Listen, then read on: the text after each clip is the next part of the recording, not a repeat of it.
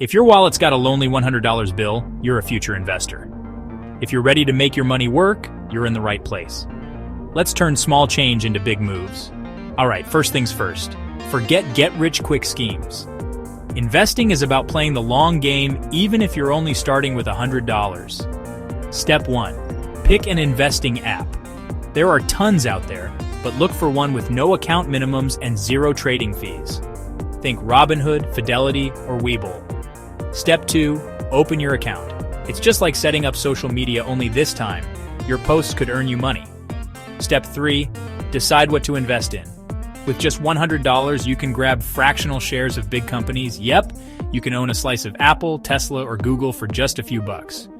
Or, if you want to play it safer, look for an ETF, a bundle of stocks that spreads out your risk. Step 4. Actually buy something. It's as easy as searching for a company or ETF in the app, typing in your amount, and hitting buy. Step 5. Be patient.